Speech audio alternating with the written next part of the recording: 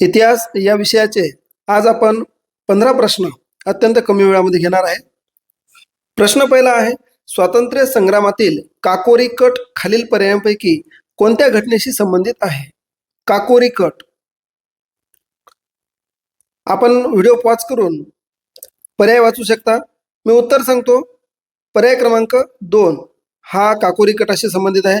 रेल्वेतून नेल्या जाणाऱ्या सरकारी खजिन्याची लूट अर्थात काकोरी कट या घटनेशी संबंधित आहे. प्रश्न दुसरा आहे, सम्राट अकबराविषयी योग्य विधान ओळखा. सम्राट अकबराने उदार धार्मिक धोरणाचा पुरस्कार केला होता. ब. हिंदूवरील जाचक जिजिया कर व तीर्थयात्रा कर त्याने रद्द केला. तर याचं उत्तर आहे अ व ब हे दोन्ही विधान बरोबर आहे.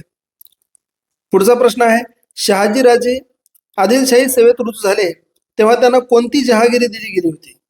तर पुणे, सुपे, चाकण, इंदापूर यापैकी कुठली? तर याचं उत्तर आहे वरील सर्व. ह्या सर्व जहागिऱ्या महाराजांकडे म्हणजे शहाजीराजांकडे होत्या. पुढचा प्रश्न आहे, छत्रपती शिवाजी महाराजांविषयी अयोग्य विधान सांगा. तर हा अत्यंत सोपा प्रश्न आहे मित्रांनो.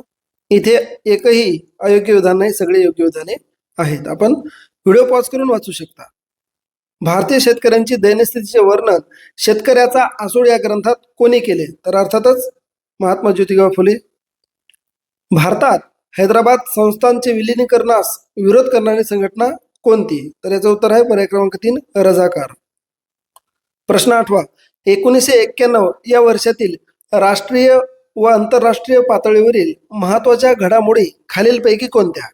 आर्थिक उदारीकरणास सुरुवात, सोव्हिएत युनियनचे विघटन, जगातील शीतयुद्धास सुरुवात. तर या प्रश्नाचे उत्तर आहे फक्त अ आणि ब, पर्याय क्रमांक 1. पुढचा प्रश्न आहे, आधुनिक भारताच्या इतिहासाचा कालखंड हा प्रामुख्याने कोणाच्या कारभाराचा काळ मानला जातो? तर आधुनिक भारताच्या इतिहासाचा कालखंड हा संस्थानिक आणि ब्रिटिश यांचा मानला जातो. त्यामुळे पर्याय क्रमांक 4. महाराष्ट्र राज्य पाठ्यपुस्तक निर्मिती व अभ्यासक्रम संशोधन मंडळ ही संस्था विद्यार्थ्यांसाठी कोणते मासिक प्रकाशित करते?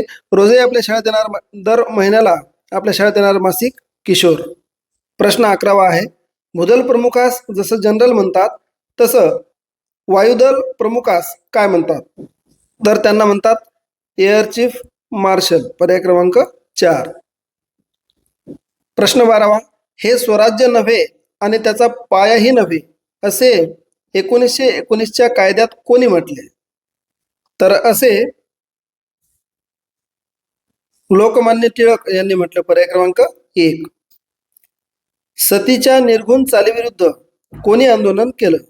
सती चाल. याचं उत्तर आहे राजा राममोहन रॉय.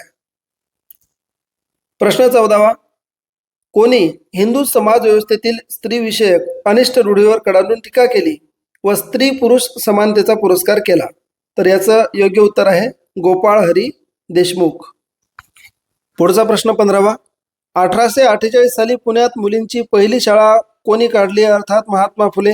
मित्रांनो, आपल्याला वाटत असतील की हे अत्यंत सोपे प्रश्न आहेत, परंतु गोंधळात टाकणारे आणि हे रिव्हिजन म्हणून करा जर सोपे वाटत असतील तर. प्रश्न 16, पहिले महिला विद्यापीठ कोणाच्या प्रयत्नातून उभे राहिले? पहिले महिला विद्यापीठ. तर याचं योग्य उत्तर आहे पर्याय क्रमांक 3 महर्षी कर्वे. आणि नेहमीप्रमाणे सर्व माझे आणि एक तुमचा याप्रमाणे शेवटच्या 17व्या प्रश्नाचं उत्तर तुम्हाला द्यायचं आहे. जसं की रामायणकार रामानंद सागर, तर भारत एक खोज हे कोणाचं? याचं उत्तर तुम्हाला कॉमेंट सेक्शनमध्ये द्यायचं आहे. नक्की उत्तर द्याल ही अपेक्षा करतो. आपण फेसबुकला पाहत असाल तर पेजला फॉलो करा, व्हिडिओ सेव्ह करा आणि यूट्यूबला जर पाहत असेल तर सबस्क्राईब करा आणि इतरांना शेअर करायला विसरू नका.